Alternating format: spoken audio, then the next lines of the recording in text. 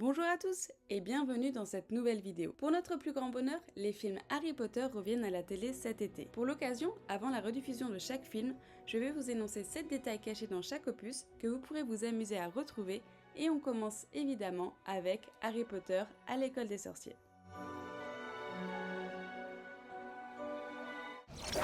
Dans ce premier volet, où Harry apprend la magie, paradoxalement, on ne le voit jamais réussir à jeter un sort avec sa baguette. Les seules scènes dans lesquelles il utilise sa baguette sont chez Ollivander et dans le cours de Flitwick. Chez Ollivander, Harry prononce aucun sortilège et en même temps normal, il n'est encore jamais à la Poudlard et le but est seulement de trouver sa baguette. Pour le cours d'apprentissage du sort Wingardium Leviosa, cette fois-ci il essaie, mais sans succès. Dans ce premier film, on ne voit donc jamais Harry réussir à lancer un sortilège. Rassurez-vous, les capacités magiques d'Harry sont tout de même démontrées à plusieurs reprises, comme lorsque la vitre du bois disparaît ou encore pour attraper son balai en main.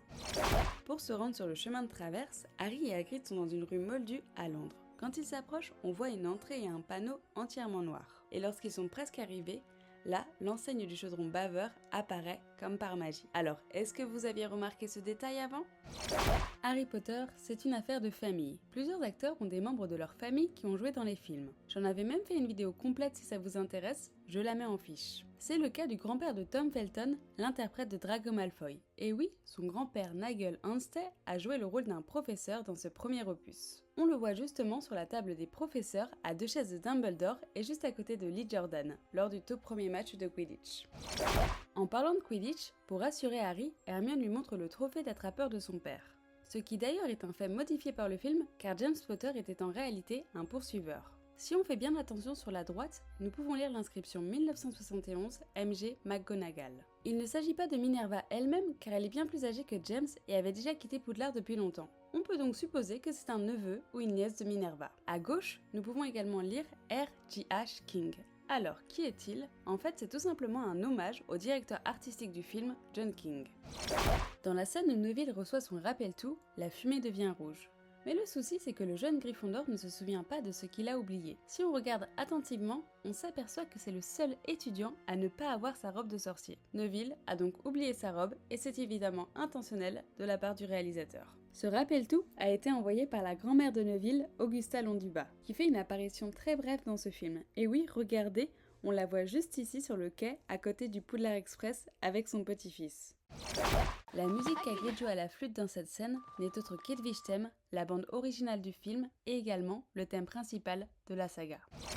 Dans les livres, Hermione est décrite comme ayant des dents de lapin. Pour suivre sa description physique, les maquilleurs ont créé des fausses dents pour Emma Watson. Le problème, c'est que la prothèse modifiait la diction d'Emma. Ils ont donc décidé de les retirer. Il y a tout de même une scène où l'on voit Emma avec ses fausses dents, c'est lors de la dernière scène du film où le trio monte à bord du Poudlard Express. Vous voyez, on voit ses fausses dents juste ici. Dans cette même scène, qui est la première à avoir été tournée par le trio, on s'aperçoit que les yeux de Daniel Radcliffe sont rougis. C'est car il faisait une réaction allergique à ses lentilles de couleur verte. L'acteur aussi n'a pas pu conserver ses lentilles vertes et avoir les yeux verts comme Harry dans les livres. Dans des images making-of, on peut voir Daniel Radcliffe porter des lunettes de soleil. En fait, le jeune acteur était gêné d'avouer qu'il faisait une réaction allergique à ses lentilles. Dernier petit détail bonus, vous le savez tous, si on inverse le mot Rized pour le miroir du Rized, ça signifie miroir du désir.